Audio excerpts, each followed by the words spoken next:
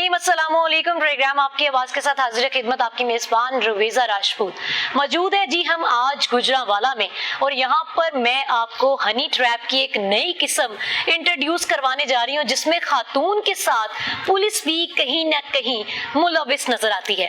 जी यहाँ पे एक शख्स के साथ क्या वाकया पेश आता है, इसी तरह का एक वाकया हमने लाहौर में खलीलुर रहमान साहब के साथ देखा भी सुना भी कि किस तरह वो हनी ट्रैप में आ गए। और इसी तरह गुजरांवाला के एक शख्स के साथ जी क्या होता है कि एक खातून उनको कॉल करती है और मदद की उनसे अपील करती है, 2000 रुपए का मुतालबा करती है। वो शख्स जब उनकी मदद कर देता है, वो मदद उस खातून की उस केस को अगर हम देखें तो जी वो मदद उसकी इज्जत लूटने के बराबर हो जाता है। अब उस खातून ने क्या क्या इनसे मजीद उसके बाद मुतालबात किए, क्या क्या बहतान लगाए और ये गिरोह कैसे काम करता है, आखिर इतने सबूत होने के बावजूद भी आज तक वो क्यों नहीं पकड़ा गया। पहले तो आपको मुतासरा शख्स से पूरी तफसीलन आपकी बात करवाते हैं, मुलाकात करवाते हैं कि क्या क्या हुआ, कितने केसेस हैं जिन पे अभी तक काम नहीं हो सका, और मजीद फिर इसको हम आगे देखेंगे। हमारे साथ जी इस वक्त हमारे साथ मुतासरा शख्स फैसल अशफाक मौजूद हैं, इनसे बाकायदा तफसील से बात जानते हैं। अस्सलाम वालेकुम। वालेकुम सलाम। फैसल भाई, कौन ट्रैप कर रहा है आपको? जी मैडम, ये गिरोह है मेरे पीछे लगा हुआ, जिन्होंने काफी पर्चे मुझ पे करवाए हुए हैं। ठीक है, कितने पर्चे करवा दिए? ये तीसरा पर्चा है मुझ पे। तीसरा पर्चा करवा दिया है। कौन सा गिरोह है ये? मैडम ये पुलिस को सारा पता है, मेरी बिल्कुल हेल्प नहीं हो रही। मैं हर फॉरम पे मैं गया हूँ, मैंने इनके CDR वगैरह वीडियो वगैरह हर चीज़ उनको दी है, लेकिन मेरी बात किसी ने नहीं सुनी। CPO के पास 5-6 दफ़ा मैं गया हूँ, SSB के पास भी मैंने दरखास्त दी है, लेकिन कोई भी मेरी बात नहीं सुन रहा मैडम। अच्छा, यहाँ पर हम कानून की अगर बात कर लें तो कानून का कोई SOPs ही नजर नहीं आते हैं। अगर किसी के पास एविडेंस नहीं है तो एविडेंस की बात करने लग जाते हैं, किसी के पास आई विटनेस नहीं है तो आई विटनेस की बात करने लग जाते हैं। जहाँ पर आपको तमाम सबूत दे दिए जाते हैं फिर भी कोई इन्वेस्टिगेशन, कोई कार्रवाई नजर नहीं आती है। ये सिस्टम क्या है, ये तो खैर मुझे बिल्कुल समझ नहीं आता है। अच्छा, मुझे तफसीलन बताएं कि ये बात कहाँ से शुरू हुई, क्या सिलसिला है? मैडम ये ना तकरीबन मैंने पिछले साल अपनी गाड़ी सेल की है, होंडा विजल। अच्छा, आपने शुरू से बताना है कि सबसे पहले क्या हुआ था, कैसे ये बात शुरू हुई? जी मैडम, मैंने ना गाड़ी सेल की थी होंडा विजल 40 लाख रुपए की। ठीक हो गया। पिछले साल 2023 में। किस महीने में? पहले महीने। अच्छा, जनवरी 2023 को आपने अपनी गाड़ी बेची 40 लाख। 40 लाख की। तो मैडम तकरीबन जब मैंने पैसे क्लियर किए, उनसे पैसे लिए हैं, 5 दिन बाद ये गया मेरे पीछे। मेरी दुकान है इजी लोड की, ठीक है। तो ये औरत एक आती है, वो कहती है जी मैंने पैसे मंगवाने हैं, इजी पैसा का नंबर अपना दें। वो नंबर मैं देता हूँ, 1000 रुपये मंगवाती है और ना मेरा नंबर ले जाती है कि अगर मैंने आगे से भी पैसे मंगवाने हों तो आपके नंबर से मंगवा लूँ। मैंने कहा जी हमारा काम यही है, आप मंगवा सकते हैं। वो जाती है बीबी और दोबारा मुझे कॉल करती है आधे घंटे बाद। काफ़ी कॉलें करती है, मैं उसकी कॉल नहीं पिक करता। अगले दिन वही सिलसिला दोबारा शुरू होता है। औरत आती है, वो कहती है जी मुझे 2000 रुपया चाहिए। अच्छा, जब आप उसकी कॉल अटेंड नहीं करते तो वो दुकान पे फिर आ जाती है? नहीं, दुकान पे नहीं आती, वो कॉल पे मुसलसल मेरे पास बात करती है, मुझे फ़ोन करती है, लेकिन मैं कॉल नहीं रिसीव करता। 12:30 बजे रात को मैं कॉल रिसीव करता हूँ 16 तारीख को। तो वो मुझे रो के अवॉइड करती है बार बार कि मेरी बच्ची है, मुझे घर से निकाल रहे हैं, प्लीज़ मुझे 2000 रुपये की ज़रूरत है और इंशाल्लाह मैं थोड़े दिनों तक आपको दे दूँगी। मैंने उनको बोला ठीक है, आगे ना आप पैसे ले जाएँ। वो फैक्ट्री मेरी आती है और मुझसे पैसे लेती है और चली जाती है। अगले दिन जब मैं दुकान पे शाम को 4 मतलब ये मदद बेसिकली शुरुआत यहाँ से हुई कि ये जो मदद इन्होंने की इंसानियत के नाते ये इनके गले पड़ गई। जी मैडम, अगले दिन मैं दुकान पे जाता हूँ शाम को 4 बजे अपनी ड्यूटी पे, तो वो औरत और पुलिस वो साथ आते हैं मेरी दुकान पे और मुझे अरेस्ट करके ले जाते हैं। जी आपने इनके साथ जना किया है। हालांकि इस बात की कोई तस्दीक भी नहीं थी, कैमरे भी फैक्ट्री में लगे हुए थे। अच्छा, हर चीज़ मौजूद थी। लेकिन आपके पास वो फुटेज मौजूद है जिसमें वो खातून आती है जी। और चंद मिनटों में ही वापस चली जाती है? जी, क्या वो वहाँ बैठी? जी वो बैठी थी। कितनी देर बैठी? 2-3 मिनट बैठी थी। उसके बाद फौरन चली गई? जी मैडम। आपके ऑफिस के अंदर भी कैमरा था कि आपने उसे पैसे दिए, किसी के हाथ से दिए? नहीं, मैंने खुद दिए हैं, कैमरा लगा हुआ था ऑफिस में। पूरी वीडियो मौजूद है? हर चीज़ मौजूद थी, ठीक है। लेकिन पुलिस ने मेरी कोई बात नहीं सुनी। कितनी देर बाद उसने ये पर्चा दिया? अगले दिन मैडम। अच्छा जी, अगले दिन ही उसने जना का पर्चा दे दिया। ठीक हो गया। तो पुलिस मुझे गिरफ्तार करके ले जाती है और तकरीबन 11 दिन मुझे हवालात में बंद रखती है। अच्छा, आपकी कोई बात नहीं सुनी जाती? कोई बात नहीं सुनी जाती। तो पुलिस हमें इस चीज़ पे एग्री कर रही थी, आपका पर्चा जो जना करना ये 6 महीने साल लग जाएगा, आप पैसे दें। वो तो कह रही थी, जो औरत थी वो कह रही थी जी जो सी आपने गाड़ी बेची है ना, वो गाड़ी के पैसे दो। अच्छा, वो जी। डायरेक्ट कह रही है, मतलब उसे जी। कैसे पता है कि आपने गाड़ी बेची? भाई ने पूछा है मुझसे, आपको कैसे पता है? वो कह रहा है जी हमें इनका सब पता है, इनकी फैक्ट्री भी है, 3 दुकानें भी हैं, और इन्होंने गाड़ी बेची है, वो गाड़ी का 40 लाख रुपया हमें दें। तो वो करते गए। फिर पुलिस को हमने कहा जी हमारी तो ये नहीं सुन रही, अगर आपको मदद कर दें मेहरबानी, हमने जना नहीं किया, ऐसी कोई कार्रवाई नहीं हमने की। लेकिन उन्होंने फिर भी हमसे 8 लाख रुपये वसूल करके हमें छोड़ा पुलिस ने। अच्छा, पुलिस ने 8 लाख रुपए मतलब किस सिचुएशन में लिया? सुलह करवाई या फिर आपको कहा कि हम जी FIR खारिज कर देंगे या फिर आप पे मजीद कोई आपकी कार्रवाई नहीं होगी? किस तरह से आपने इतने पैसे दे दिए? हमें डरा धमका के 6 महीने साल का हमें कहा कि जी आप किस थाने में, कौन सा ऑफिसर था? दुल्ला थाना में मैडम सहरिश के पास तफ्तीश थी मेरी। अच्छा, और मैडम सहरिश ने ही कहा कि जी सुलह कर लें और इतने पैसे दें, हम उस खातून को दे देंगे। ये इस तरह की कोई बात हुई? जी मैडम, इसी तरह उन्होंने हमें कहा डरा धमका के। हम शरीफ आदमी हैं। क्या डराया धमकाया आपको? मैडम यही कि 6 महीने आप जेल में रहेंगे, 6 महीने कम से कम साल। अच्छा, ठीक है, तो हम शरीफ लोग हैं, हमने अपनी इज्जत की खातिर 8 लाख रुपया दिया है और हमें अपनी जान छुड़वाई है। लेकिन ये गैंग फिर भी बात नहीं आया। अच्छा, हम पे अभी मजीद भी पर्चे हम मेरे साथ करवा रहे हैं। उसके बाद ये जी उन्होंने जब ये देखा कि इन लोगों ने 8 लाख रुपए दे दिए सिर्फ इसलिए कि बदनामी ना हो, और जाहिर है पीछे बच्चे हैं, इनके घर है, घर के ये खुद कफील भी होंगे, जाहिर है सारे मामला डिस्टर्ब हो जाएंगे। उन्होंने कहा जी इन्होंने इसके बाद हम पे पर्चा नहीं किया तो चलो अब इन्हीं को ही घेर लेते हैं और तंग करना शुरू कर देते हैं। अब ये गैंग, अभी बात शुरू हुई है, अभी आप देखें कि ये गैंग किस तरह से इनको तंग कर रहा है। ये पहला केस था जी। उसके बाद मैडम 8 महीने बाद 9वें महीने में वैसे आपने 8 लाख देते हुए ये नहीं सोचा कि हम कहीं और जाएं, भाइयों को कहो, घर में किसी को कहो कि हम इन पे केस करवाएं, इनकी इन्वेस्टिगेशन कराई जाए, सारा कुछ मैंने किया। उसके बाद मैं कोर्ट चले जाएं। जी मैं CPO के सामने पेश हुआ था 2 महीने बाद। अच्छा। CPO साहब ने फिर इंक्वायरी की थी, लेकिन इंक्वायरी उससे पहले नहीं, पैसे देने से पहले की बात बताएं। जो आप 11 दिन हवालात में रहे बगैर किसी गुनाह के, जी उस पे आपने किसी को नहीं बुलाया, कोई लॉयर नहीं करवाया? पुलिस के हम काफी तरले करते रहे हैं कि मेहरबानी करें हमारी जान छोड़े। हमने ऐसा कुछ नहीं, हम वीडियो भी दी है इनको, लेकिन उन्होंने किसी बात पे हमारी कोई बात पे यकीन ही नहीं किया, हमें किसी पास जाने नहीं दिया, किसी तरह का फॉर्म यूज नहीं किया। DNA करवाने गए हैं उधर लाहौर में, हम गए हैं इधर हमें ना गाड़ी में घुमाते रहे हैं, लेकिन इन्होंने DNA भी नहीं करवाया। यही बात सारी मैं फिर CPO के पास पेश हुआ हूँ। उन्होंने इंक्वायरी करके वो जो तफ्तीशी थी मेरी उसको मुअत्तल किया है, लेकिन मुअत्तल करने से क्या, मेरे पैसे तो वापस नहीं इन्होंने दिए।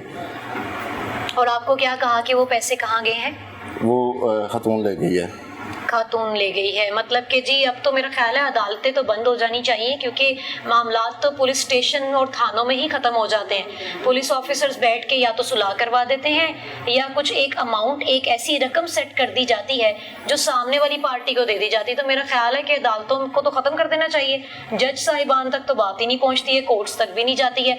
अब ये जी गैंग किस तरह से काम कर रहा है कि एक उन्होंने देखा जी शरीफ फैमिली है, इनसे पैसे किस तरह से निकलवाने हैं, वो पैसे लेकर जी जनाब चले गए हैं। यहाँ पर मैं बात करना चाहूँगी वुमेन राइट्स के हवाले से कि बज़ाहिर मैं खुद एक लड़की हूँ, एक खातून हूँ। चीज़ तो बहुत अच्छी है कि आपको प्रोटेक्शन फील होती है कि जी हम लोग जाते हैं कोई केस लेकर तो उस पर जो है फ़ौरन से रिएक्ट किया जाता है, और FIR की अगर हम बात करें तो वो भी फ़ौरन दे दी जाती है, केस को ऑन किया जाता है। लेकिन खुदारा इसमें भी चीज़ें देख लिया करें, क्योंकि 5 फिंगर्स आर नॉट इक्वल कि आप हर खातून को ही समझते हैं कि जी ये खातून है, हमने जी इनकी ऑनर कर ली है, बाकी जो सामने वाला बंदा है वो तो दहशतगर्दी है आपकी नज़र में।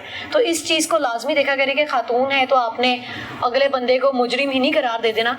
11 दिन हवालात में रहने के बाद उनसे 8 लाख पे सुलह करवा लिया। कोई आपके पास उसकी कोई रिटर्न फाइल है, कुछ रिटर्न आपको मिला कि जी आपने इतने पैसे दिए खातून को और अब आपकी सुलह होगी और ये केस अब आगे नहीं चलेगा? कुछ है आपके पास? नहीं है, नहीं था।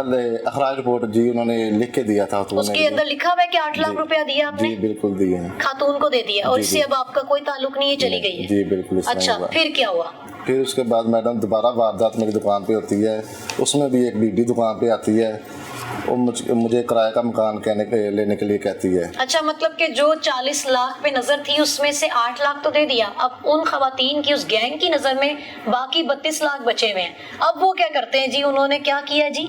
जी दुकान पे आई है, मुझे कहते हैं मुझे किराए का मकान चाहिए। मैंने उनको बोला जी प्रॉपर्टी डीलर से रब्ता करें, मैं किराए का मकान नहीं खरीदता फरोख्त करता। उन इतनी देर ही थोड़ी बात होती है 5 मिनट, और एक 3 मसाला आदमी मेरी दुकान पे आते हैं और मुझे पिस्टल के जोर पर मुझ पे नकदी 3.5 लाख रुपया और एक टच मोबाइल डब्बा पैक वो लेके फरार हो जाते हैं। ठीक है, और मैं जाके अगले दिन FIR करवाता हूँ, वो मेरी FIR हो जाती है।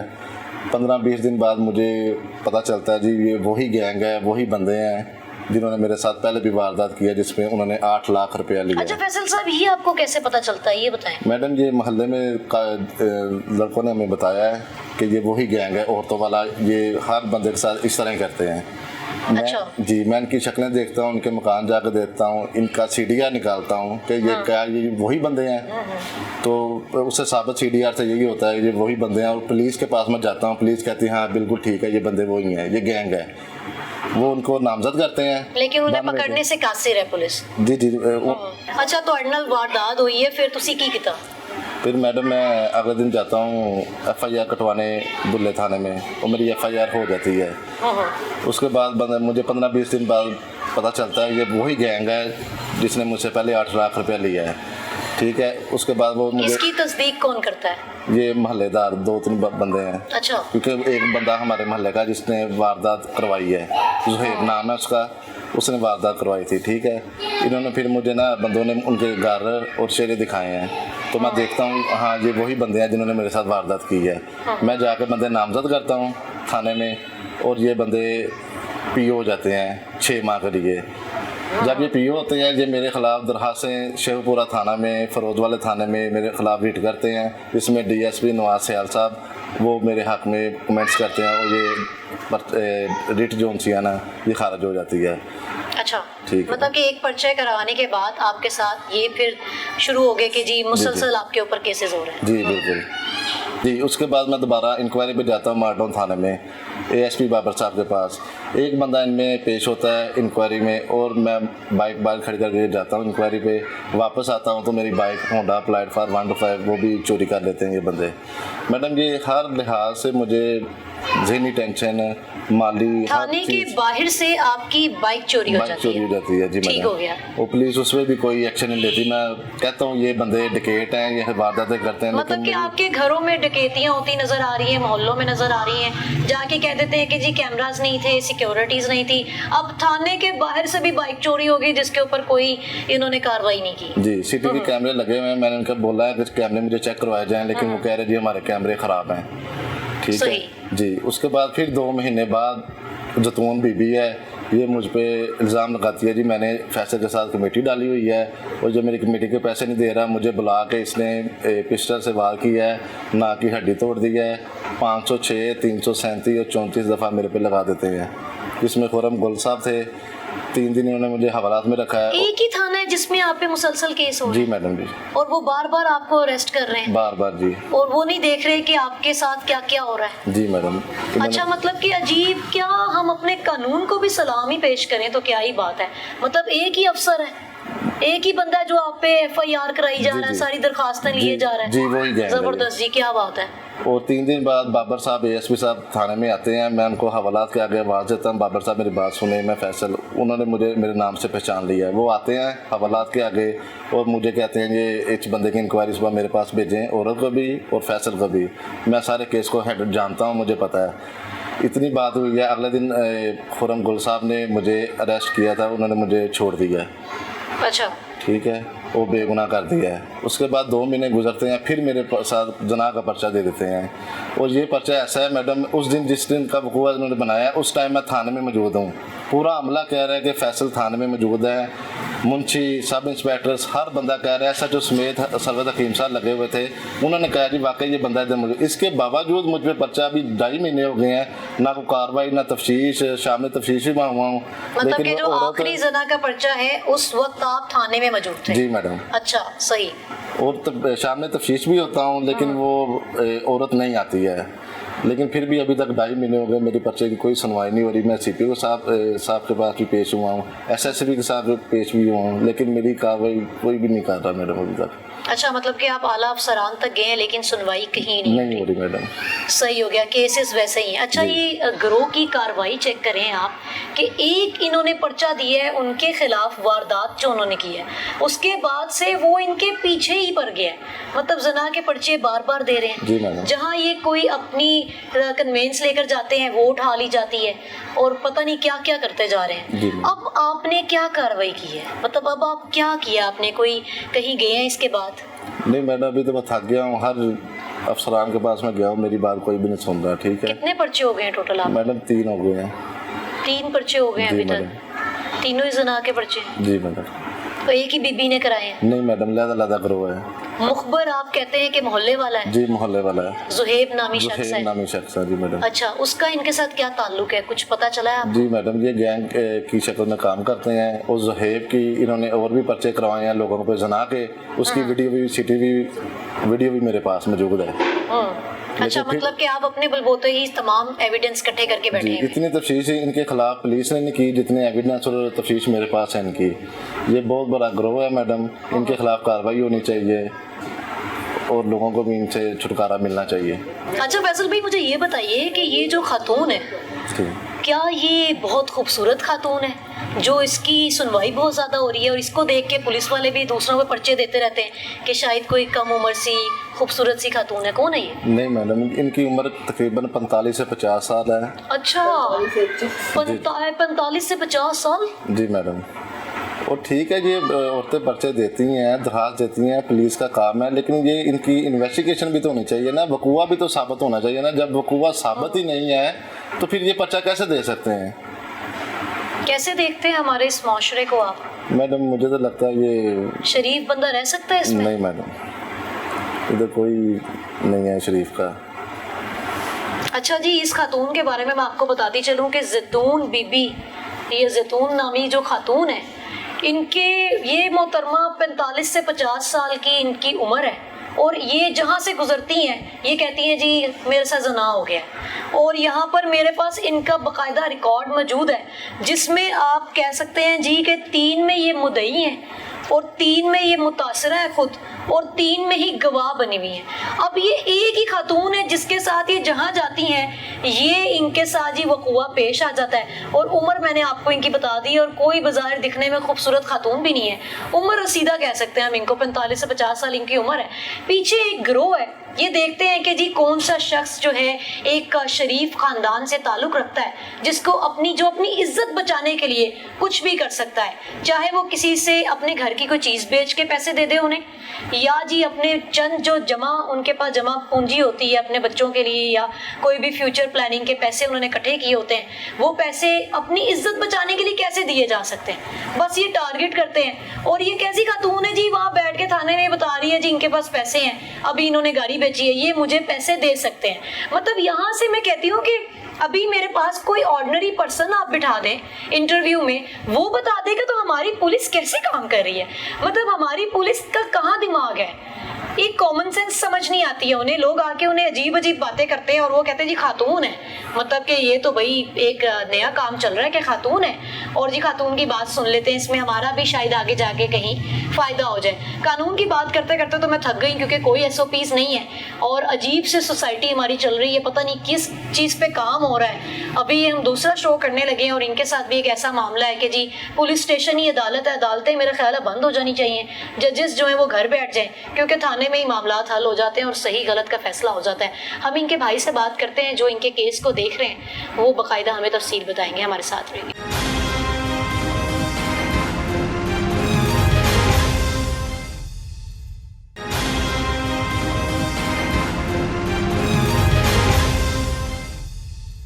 जी इस वक्त मेरे साथ फैसल अशफाक के छोटे भाई वजाहत अशफाक मौजूद हैं जो भाई के केस को शुरू से देख रहे हैं, साथ साथ हैं उनके। इनसे जानते हैं कि क्या मामला इनको मालूम हुआ शुरू से और कैसे देखते हैं इसको, बताइएगा।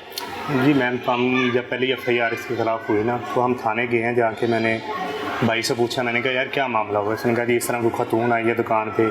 आगे उसने मकान का पूछा है। मैंने उसको बताया कि यार हम करते नहीं है प्रॉपर्टी का, लेकिन वो फिर भी जो है ना वो नंबर लेगी है, कहती है मुझे मैं कॉल करके पूछूंगी कि कॉल किया जो 2000 रुपये चाहिए, मैं पास कराया नहीं है, फलां फलां फलां करके अगले दिन जो है ना FIR होगी। मैं थाने जाता हूँ मैम, हम वो पुलिस वालों को कह कह के थक गए हैं कि भाई इसका DNA करवाएं, अगर ये गिल्टी है तो इसको फांसी लगा दे, इसके पीछे पीछे भी नहीं हम आएंगे, इसके नाम सिफारिशी अगर इसने ये किया है, अगर नहीं किया तो आप कम से कम इसका DNA तो करवाएं। मैडम मेरा ख्याल है 10-15 दिन तो इसका DNA कोई नहीं होगा, ठीक है। अच्छा। हम फोर्स करते रहे आखिर उन्होंने DNA पे माना। उन्होंने कहा जी आप अपनी कन्वेंस लेके आए, ये है वो है। मैं कन्वेंस भी अपनी लेके गया, ठीक है। हम DNA करवाने गए हैं जी, मैडम हमें कोई नहीं पता, मुझे इन्होंने बाहर खड़ा कर दिया, इसको लेके जाके अंदर से ऐसे कहते हैं चक्कर लगवा के वापस आ कहते हैं जी आज DNA नहीं होना, ठीक है। एक दफ़ा ऐसा हुआ, दूसरी दफ़ा फिर कुछ दिन बाद टाइम तय हुआ है, फिर हम DNA करवाने गए, फिर उसी तरह चक्कर लगवा के जो है ना फिर वो वापस ले गए। मतलब DNA पहले केस में किया ही नहीं। मैंने उनको पूछा यार आप क्या टाइम लेके नहीं जाते या आपको पता नहीं है? मैं तो यही सुना कि जब भी जाते हैं DNA फौरी तौर पे हो जाता है या टाइम लेके जाते हैं, ठीक है। बाकी वो DNA पुलिस वालों ने करवाया। पुलिस वाले बजिद थे इस बात पे कि यार आप सुलह करो, ये पैसों की डिमांड कर रहे हैं, आप हमें बताएं हम खत्म कर देते हैं। मैंने कहा जी कैसे? उन्होंने कहा जी ये 15 लाख रुपए आप हमें दे, हम इसको अच्छा। खत्म करते हैं। हाँ जी। मैंने कहा आप हमें सुलह की तरफ लेके जा रहे हैं, हम कोई गुनाहगार हैं? बिल्कुल। हमने तो कुछ किया ही नहीं, हम क्यों पैसे दे, किस चीज के पैसे दे? आप तफ्तीश करें, आप तहकीक करें। जैब कुआ पे भी गए हैं एक दफा, या आपने इसको इंटेरोगेट करें, वो मदैया को बुला के आपने पूछा भी है कि कुछ हुआ है, कैसे हुआ है, किधर हुआ है? उसको एक दफा नहीं उन्होंने बुलाया। करते करते मैडम हमने 8 लाख रुपया दे के वो उससे जो है ना जान छुड़वाई हमने, ठीक है। उसके बाद वैसे आपने मुझे बताएं वजाहत भाई, क्यों दिया 8 लाख रुपया? मैडम क्या करें, गिल्टी थे? आप इसके बच्चे देखें, कोई 3 साल का है, 5 साल का, 4 साल का है। मतलब हम अपनी इज्जत बचाने के चक्करों में कि यार ये इतना गंदा किस्म का ये केस है, ये मुकदमा है, से इल्जाम लगा रहे कि ये इल्जाम इतना बुरा है कि शर्मिंदगी होती है, किसी को बताने के लायक नहीं थे कि यार हमारे साथ हो क्या गया है, ठीक है। हमने अपनी जान छुड़ाने के लिए, इज्जत बचाने के लिए, कारोबार तबाह हो गया, हमने जो है ना पैसे देकर जान छुड़वा ली, ठीक है। लेकिन उसके बाद इन गैंग को कह लें कि मुंह को खून लग गया, इनको पता चल गया कि यार ये शरीफ शहरी हैं, इनको कुछ पता नहीं है थाने कचहरी का, इन पे FIR करवाओ, डिमांड करो, इनको अजियत दो कि इनको 4 महीने 8 महीने पता है कि DNA नहीं आना। ये बात मतलब कि इन्होंने पहले इल्जाम में आवाज बुलंद नहीं की तो इन्हें मजीद लूटा जा सकता है। मैडम ये केस इतना गंदा था, हम कहते हैं यार जो हो गया छोड़ो इसको, बदनामी वाला केस है। लेकिन वो दूसरी जब FIR हुई उसमें उन्होंने बताया जी मेरी नाक की हड्डी तोड़ दी, कमेटी डाली थी, ऐसे वैसे। हम वो नहीं, ये खातून हमेशा चेंज करते हैं। अच्छा। चेंज करके ये पूरा गैंग है, खातून चेंज करके ये भेजते हैं। खुरम गुल साहब थे SHO, उनको हमने कहा कि जी आप हमें इसका ना मेडिकल दें। वो सर मैडम इतने वो कोई सख्त किस्म के अफसर, या मैं कहूँगा कि करप्ट किस्म के अफसर, उन्होंने ये छोटे भाई मेरा गया था, इसको उन्होंने गालियाँ दे के भाई निकाल दिया कि तू कौन होता है मेडिकल मांगने वाला, जा अपने भाई का जमानते कराओ, वैसे करो वैसे करो। हमें वो थाने के अंदर भी नहीं जाने देते। बाबर साहब है, मैं उनकी तारीफ करूँगा, ASP साहब हैं, उन्होंने इसको बुलाया। और जिस दिन मैडम बुलाया मैं उस दिन का वकूआ आपको बताता हूँ कि उन्होंने सुबह मदई को, मेरे भाई को और SHO को तलब किया कि आए मैं आपकी बात सुनता हूँ, ठीक है। खातून पेश हुई? वो SHO जो साहब हैं उन्होंने हमें फोर्स किया कि आपने ASP साहब के पास नहीं जाना, आप इधर थाने आए। अच्छा। मैं बजिद था कि उधर जाना है, कि उन साहब ने बुलाया, वो आप बात सुनते हैं। इस बात का गुस्सा करते हुए वो खुरम गोल SHO साहब हैं, उन्होंने भाई को हवालात के अंदर से निकाल के कैमरे की आंख से थोड़ा सा पीछे करके इसके ऊपर तशद्दुद किया कि आप क्यों ASP साहब के पास जा रहे हैं, ठीक है। मुझे पता चलता है, मैं वापस थाने आता हूँ, मुझे वो कहते हैं इसको ले जा, खैर है कुछ नहीं, मैं देख लूंगा। मैं क्यों देख लेंगे, आप इसको करें गिल्टी, अगर ये गिल्टी है इसको पकड़ के अंदर दें, मैं इसको सिफारिशी नहीं हूँ, ठीक है। लेकिन वो जैसे तैसे भी है। मैंने फिर उनको कहा कि इस खातून के खिलाफ मैं FIR देता हूँ कि इसने हमारी इज्जत खराब करने की कोशिश की है, इसके खिलाफ मेरी एप्लीकेशन लिखे। उन्होंने मुझे भी गालियाँ निकाली, मुझे भी बाहर निकाल दिया कि आप निकल जाइए इधर थाने से बाहर। उन्होंने उस खातून को भी फरार कर दिया, दर्ज नहीं की गई, और भाई को जो है ना वो छोड़ दिया। उन्होंने कहा जी आप ले जाएं इसको। अब आज ये तीसरे मुकदमे में, अब तीसरा मुकदमा जब हुआ, हम पेश हो रहे हैं और तफ्तीशी जो है हमारी, वो तफ्तीश पता नहीं क्या किस किस्म की वो कर रही हैं कि हमें वो बुला लेती हैं। इस टाइम पे हम 4 घंटे 5 घंटे 6 घंटे थाने में बैठ के मुंह उठा के जो है ना वापस आ जाते हैं। पता क्या चलता जी कि वो मदई नहीं आई, वो इतनी नवाबजादी है कि उसके साथ इतनी जुल्म ज्यादती है, अगर वो कह रही होगी है कि वो थाने में ही नहीं दोबारा आ रही, आगे बता ही नहीं रही अपना कि मेरे साथ हुआ क्या है। इस मामले को मैडम आपकी मेहरबानी है, मैं सीएम साहिबा जो मरीम नवाज साहब हैं, मैं उनसे दरख्वास्त करता हूँ कि वो वुमेन एम्पायर की बात करती हैं, अच्छी बात है, ये औरतें हम इज़्ज़त करते हैं, सबकी, हमारी भी माई बहनें, हम उनकी इज़्ज़त करते हैं, लेकिन जो इस तरह की पेशावर घटिया किस्म की जो औरतें हैं वो इस कानून का नाजायज़ फ़ायदा उठाती हैं, उनका जिम्मेदार कौन है? आप भी एक औरत हैं, आप भी अब थोड़ा सा सोचें कि ये इस कानून को आपने इतना फ्री हैंड दिया है, मतलब अगर वो औरत है उसकी इज़्ज़त है, हम मर्द है हमारी इज़्ज़त कोई नहीं, इसकी बीवी की, इनकी बहन की या मेरी बीवी बहन की कोई इज़्ज़त नहीं है। वो क्या सोचते हैं कि यार ये क्या मतलब आए रोज़ ये मुकदमा हो रहा है, मतलब जो वो पेशावर औरत है मुँह उठाती है, थाने जाती है, फौरी तौर पर FIR हो जाती है। बराए मेहरबानी मरीम साहिबा ज़रा मेहरबानी करें, इस पर थोड़ी सी तवज्जो दें। आप एक खतून है, खतून होने के नाते मैं आपसे रिक्वेस्ट कर रहा हूँ कि इज़्ज़त औरत को दें, लेकिन हमारी इज़्ज़त का भी ख्याल करें। अगर वो इसका नाजायज़ फ़ायदा उठा रही है उसको भी तो आप देखें, उसके बारे में भी तो हमें भी तो प्रोटेक्ट करें कि यार आप भी सेव हैं, इस माशरे में हम भी तो रहते हैं, कि सिर्फ ये खतून पेशावर खतून नहीं रहती हैं, असल केस भी होते हैं। मैं ये नहीं कहता कि हमारे साथ जो ज्यादती की है वो दूसरों के साथ हम ये कोशिश ये कर रहे हैं कि हमारे साथ जो मामला हो चुका है, कई ऐसे भी मामलात हैं कि जो सामने नहीं आ रहे। आज हमने बिल्कुल थक हार के आला अफसरान के पास भी हम जाते रहे हैं, CPO साहब के पास, SSP के पास, DSP के पास, थाने 2-3 साल हो गया, हमारी कोई बंदा कोई बात नहीं सुनता आएगा। जब भी हम जाते हैं हमारे खिलाफ एक FIR होती है, एप्लीकेशंस देती है, 1 घंटे बाद पुलिस जो है ना वो घर आ जाती है। हम 2 साल से चक्कर लगा रहे हैं, बंदे दे रहे हैं, तस्वीरें दे रहे हैं, इतनी इंटेरोगेशन पुलिस वालों ने नहीं की, हमने CDR निकलवाए, उनके डेटे मैच किए, सारा कुछ है हमारे पास, किसको दिखाएं हम? पेश कर रहे हैं, कोई कार्रवाई करने के लिए तैयार नहीं है। ये सारे हिस्सेदार हैं, ये सारे सबको जो है वो हिस्सा जाता है। हमें तो फिर यही लगता है अफसरान से भी हमें कोई तो जो है ना वो इतनी खास नहीं रही। IG साहब से रिक्वेस्ट करता हूँ, मेहरबानी करें ज़रा आप हमारे केस को देखें, हमारे किस्म का आपको एविडेंस देते हैं, हमारी इस किस्म से जो है ना जान छुड़ाएं। और हाँ, मैं सिर्फ अपने लिए नहीं कलप रहा, और भी बड़े से केसेस हैं को इंतहाई शरीफ है को जो थाने जाने को जो है ना वो नहीं हम ये देते कि यार हमारी इज्जत खराब होती है। आज हमारे साथ हुआ, कल किसी और के साथ भी होगा। IG साहब आपके भी बच्चे हैं, कल आपके पास होगा तो आप तो असर सुरुख वाले हैं, आप तो उसको हैंडल कर लेंगे। आम शहरी किधर जाएगा, वो किसके पास जाएगा, किधर जाके रोएगा? आप ये चाहते हैं कि हम कानून अपने हाथ में ले लें, फिर कोई मतलब एक्शन होगा? आपकी मेहरबानी है, इतना मजबूर हमें ना करें कि हम कानून को अपने हाथ में लेके कोई गलत जो है ना वो हम फैसला लें। हम बड़े थक गए हैं, बड़े अक गए हैं, अंदर हम भर चुके हैं। हम अपने ना किसी रिश्तेदार के पास जा सकते हैं, ना किसी शादी खुशी में जा सकते हैं। हमारी इज्जत सबसे पहले है। हम अपनी इज्जत बचाना चाहते हैं, पैसों पे लानत भेजें आप, पैसे नहीं, हम मतलब कि हम पैसों की नहीं डिमांड करते कि हमें पैसे दें, लेकिन हम ये कहते हैं कि हमारी इज्जत का तो ख्याल करें। आप लोगों की इज्जत है, हमारी इज्जत कोई नहीं है किसी किस्म की, मेहरबानी करें मैडम। अच्छा वजाहत भाई, मुझे बताइएगा कि घर वालों पे क्या असरात है इन तमाम केसेस के? मैडम आपको क्या मैं डिस्कस करूं कि हमारे घर की सिचुएशन बड़ी ख़राब है। इसकी बीवी, आप यकीन करें, फैमिली मैटर हमारे जो है ना, इसकी बीवी अपने ख़ानदान में बड़ी शर्मिंदा शर्मसार है कि मतलब वो यही कहते हैं कि यार एक मुकदमा हुआ चलें ठीक है, दूसरा भी आप पे हो गया, तीसरा भी ये हो गया कि आप पे ही होता है। उनको क्या पता कि पुलिस का काम है ये कि वो एक मुकदमे में अगर उन्होंने इसको ब्रेक लगा ली होती या पकड़ लिया होता ना, मतलब मैं तरफदार नहीं हूँ अपना कि हमारी तो वो तरफदारी करते, तफ्तीश वो मेरिट पे करते, तो इधर ये मामला सारा ख़त्म हो जाना था। मेरी भी बीवी है, घर में माँ है, मेरी भी बहन है, ठीक है, हम एक दूसरे से आँख नहीं मिला सकते। फैमिली को फंक्शन होता है, फैमिली के किसी फंक्शन में नहीं जा सकते कि यार शर्मसार है हम कि किस देखने वाला तो मैडम यही सोचेगा ना कि यार शायद इसने किया हो, शायद इसने किया हो, ठीक है, उनको क्या पता, ठीक है। मैं फिर दोबारा मरीम साहब से रिक्वेस्ट करता हूँ, मरीम साहिबा से, कि इन पे अगर कोई मरीम साहिबा आप पे कोई थोड़ी सी तनकीद होती है ना तो आप बड़े अग्रेसिव हो जाते हैं, ठीक है, आपको तकलीफ़ होती है, सिर्फ तनकीद होती है।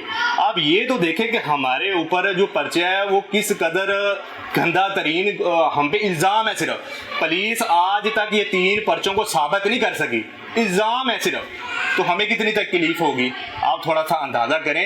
कि आपकी मेहरबानी है, ये पूरा एक गैंग है, हम आपको तस्वीरें उनकी दे रहे हैं, उनका CDR दे रहे हैं, आपको क्या आप हाथ पकड़ के उनके घर तक लेके जाएं, क्या करें हम? हमें बताएं तो सही कि एक बंदा जिसने मेरे साथ ज्यादती की है मेरे सामने वो दंदनाता फिर रहा है, मैं कैसे मतलब कंट्रोल करूं? या मतलब मैं उसका कुछ सर फाड़ दूं, फिर आप देखेंगे कि यार ठीक है, फिर भी मुकदमा मेरे पे होना, मुझे ये पता है, क्योंकि वो जितना बासर है ना, ये मुकदमे से तीनों में से हमें 0 जो है ना वो मेरिट मिला ना, मुझे यही लग रहा है कि वो बंदा इतना बासर है कि जो मर्जी उसके साथ कर दिया जाए कुछ नहीं होगा, ठीक है। आप मेहरबानी करें कि इस हद तक हमें ना लेके जाएं कि हम खुद जो है ना वो अपने कानूनी रास्ता छोड़ के खुद अपना रास्ता को इख्तियार करें कि जो बाद में हमारे गले पड़ जाए। ठीक है, हम शरीफ शहरी हैं, हम अभी भी इल्तिजा करते हैं, इतना कुछ होने के बावजूद भी अभी हमें कानून का एहतराम है, अभी भी हमें तवक्को है आला अफसरान से, IG साहब से, CM साहब से, मरीम नवाज साहिबा से, आपकी मेहरबानी है इस केस को फौरी तौर पे देखा जाए। आपकी भाई ने बहुत अच्छी बात की कि वाकई में अगर हम अपने कानून की बात करें तो अवाम इस कदर मायूस है, इस कदर मायूस है कि मुझे लगता है कि वो वक्त वाकई में दूर नहीं है जब ये आम शहरी कानून खुद अपने हाथ में ले लेंगे। जाहिर है इंसाफ नहीं मिलेगा। अब इल्ज़ाम नहीं, एक बहतान लगाया गया है। और अभी भाई ने बात की कि 3 के 3 जो पर्चे हैं साबित नहीं हुए, और जी थाने में बुलाया जाता है, इन्वेस्टिगेशन नहीं की जाती, कहा जाता है जी पैसे दे दें सुलह करवा देते हैं। भाई वो क्यों पैसे दे दें? उन्होंने क्या किया वो जो पैसे दे दें? ये कैसा कानून है? मतलब आप थाने में ही सब तय कर लेते हैं कि जी हमने इसको इतने पैसे देने हैं, सामने वाले को इतने पैसे देने हैं, या फिर हमारे यहाँ पर VVIP और प्रोटोकॉल सिस्टम इस मुल्क में से बिल्कुल खत्म नहीं हो सकता। मतलब जी जो आम फैमिली है, कोई गरीब है, कोई मिडिल क्लास है, उसकी कोई हैसियत नहीं है, और जिसके पास पैसा है सिर्फ वो अफसर है भाई, और आला अफसरान तक बात भी उसी की सुनी जाती है। अब एक शख्स थाने में बैठा हुआ है, अपना जी पर्चा कराने गया, बाहर से उसकी बाइक चोरी हो जाती है और उसकी कोई इन्वेस्टिगेशन नहीं है, मतलब कहीं उसकी भी सुनवाई नहीं है। मैं हैरान हो गई, मेरे पास तो अल्फाज ही खत्म हो गए कि भाई ये कहीं मोहल्ले में, किसी सोसाइटी में, वहां कहीं पे चोरी नहीं हुई, आपके थाने के बाहर से चोरी हो गई है, फिर भी आपको नहीं पता कि बंदा कौन है। अब यहाँ पर बात कर लेते हैं हम सबूतों की कि जी एविडेंस नहीं है, जी गवाह नहीं है, ये नहीं है, वो नहीं है, यहाँ पर सब कुछ है फिर भी कार्रवाई नहीं होती है। मतलब कि क्या कहे बंदा। यहाँ मैं IG साहब से अपील करना चाहती हूँ कि सर अवाम को बचा लें, कि अवाम इससे पहले कानून वाकई में अपने हाथ में ले ले और सारे ही कोई गलतियां, गुस्ताखियां, गुनाह करना शुरू हो जाए। मतलब जो अवाम अभी जो उन पे इल्जामात वैसे ही लग रहे हैं जो उन्होंने किए ही नहीं है, कहीं वाकई में वो लोग मजबूर ना हो जाएं कि सोचें कि जी इसने मेरे साथ ज्यादती की है, मैं यहीं पे बदला ले लेता हूँ, क्योंकि आगे जाऊंगा तो इंसाफ ही नहीं मिलेगा। तो अपनी अवाम को इससे बचा लेते हैं। यहीं पर वजाहत भाई से जानते हैं कि कोई और भी मुतासरा शख्स जिसे आप जानते हैं तो हमारी उससे भी मुलाकात करवा दें। जी बिल्कुल, एक और बुजुर्ग है वो, ठीक है, उनकी उम्र अच्छा। आप देखें, उनका कारोबार है छोटा सा, एनको का, ऑप्टिकल का वो काम करते हैं, ऑप्टिकल की शॉप है, ऑप्टिकल की शॉप है उनकी। वो भी ये जो जैतून बीबी है रिकॉर्ड याफ्ता है जो, वो उनके डसे हुए हैं वो भी।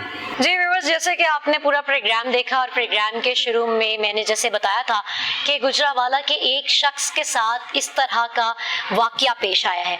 अब इनकी बातें सुनने के बाद, वैसे हालांकि मुझे और मेरी टीम को पहले भी ये बात मालूम थी कि यहाँ पर बेशुमार ऐसे मुतासरा लोग हैं जिनके साथ ये गिरोह इसी तरह करता आ रहा है, लेकिन अभी तक कोई भी नहीं पकड़ा गया, इस बजाय जबकि तमाम सबूत मौजूद हैं। अभी इन्होंने जी बताया कि 2000 की वजह से हमारा अभी तक 18 से 20 लाख का नुकसान हो चुका है, और हैं भी ये लोग बेगुनाह। अब ये गिरोह कितने और घर खराब करेगा, कितने लोगों के ऊपर इस तरह के इल्जामात लगाएगा। यार यहाँ से मैंने क्या बोलना था? ठीक बोल रही थी। अच्छा ठीक है, खराब करेगा, ये देखना बाकी है या कितनों की इज्जत ठीक है। गवर्नमेंट जो है वो हरकत में आएगी। बस फिर इससे आगे मैंने कुछ नहीं बोलना। ये क्यों?